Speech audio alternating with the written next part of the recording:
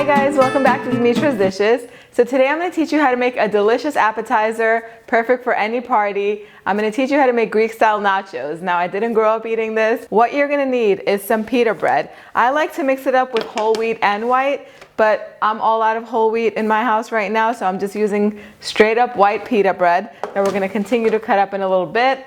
Now for our spicy cheese sauce, I've made this sauce on this channel quite a while back, so we're gonna make it one more time. It's metiro kafteri, so delicious. In Greece, they use this to spread on gyros and chicken souvlakis, and it's one of my favorite dips. We're gonna make it using some yogurt, crushed red pepper flakes, a little bit of olive oil, ricotta cheese, feta, some roasted red peppers. Did I say salt and pepper? And some lemon juice. So that's gonna be for the spicy cheese sauce.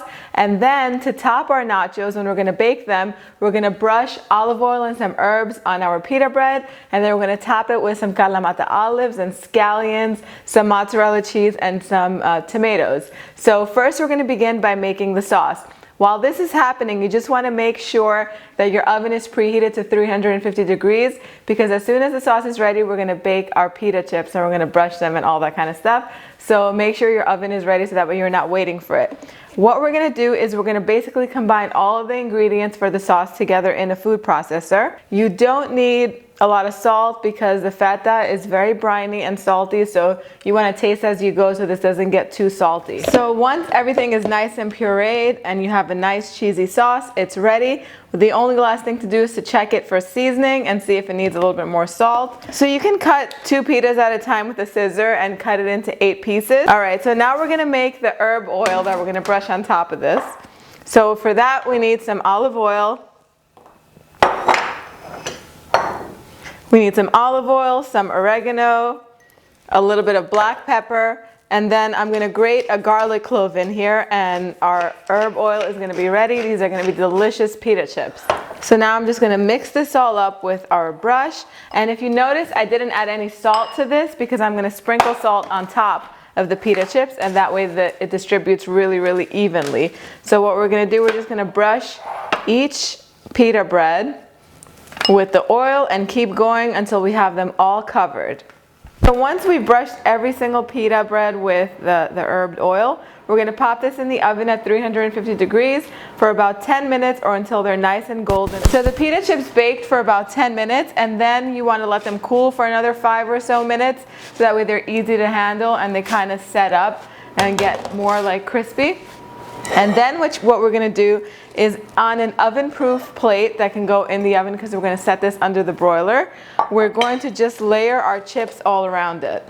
So once that's done, we're going to put as much of this beautiful spicy cheese dip as your heart desires on here. You can put it all on here, you could put some of it on here and then serve it on the side. Totally up to you. Then we're going to put a few more crushed red chili flakes on here. Put our tomatoes.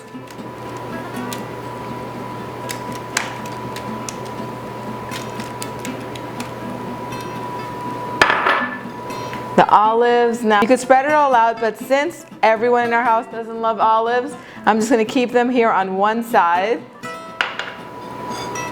Then I'm going to put some nice shredded mozzarella so you can get that ooey gooey, like cheesy goodness of that melted cheese goodness that it gets, that nachos are known for. And I'm using mozzarella. You can use any cheese that melts beautifully on here. And then finally scallions for some nice freshness. And then I'm going to pop this under my broiler for about a minute or two until the cheese melts, and then I'll show you what it looks like. My nachos just came out of the oven. I'm just going to sprinkle some oregano on them just for some more earthy flavor.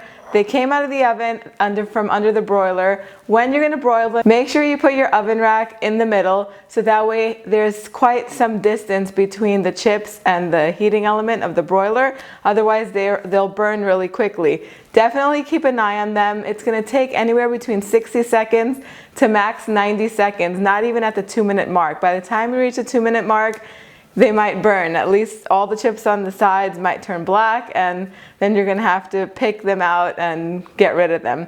So really, we're just putting them in the broiler just until the cheese melts. They're cheesy, they're earthy with the tomatoes and the olives, and the cheese, the creamy, spicy feta cheese in the center. That is everything that it needs to be.